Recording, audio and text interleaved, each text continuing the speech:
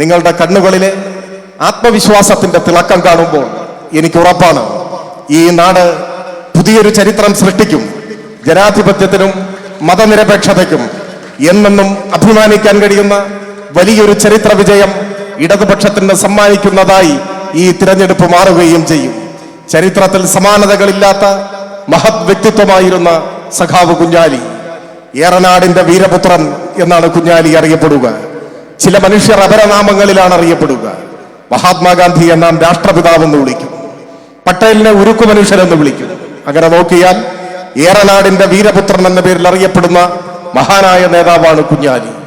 ആ കുഞ്ഞാലിയുടെ ചോര ചിന്തിയ മണ്ണാണ് ഈ നിലമ്പൂർ.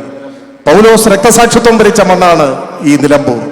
അവരെല്ലാം കാട്ടിയ പാതയിലൂടെ കൂടുതൽ ആത്മവിശ്വാസത്തോടെ, ധീരതയോടെ, ശരിയായ രാഷ്ട്രീയം ഉയർത്തിപ്പിടിച്ച് ജനങ്ങളെ ബാധിക്കുന്ന പ്രശ്നങ്ങളാണ് ഞങ്ങളുടെ അടിയന്തര കർത്തവ്യങ്ങൾ എന്ന പ്രഖ്യാപനവുമായി ഇടതുപക്ഷ ജനാധിപത്യ മുന്നണി മുൻപോട്ട് പോകുമ്പോൾ മഹാവിജയം ഈ നാട് സമ്മാനിക്കും എന്ന് തന്നെയാണ് കഴിഞ്ഞ 2 ദിവസം, ഇന്നലെയും ഇന്നുമായി, നിലമ്പൂർ നിയമസഭാ മണ്ഡലത്തിൽ അങ്ങോളം ഇങ്ങോളം ആർത്തിരമ്പുന്ന ഈ ആവേശക്കടലിന്റെ തിര സൂചിപ്പിക്കുന്നത്.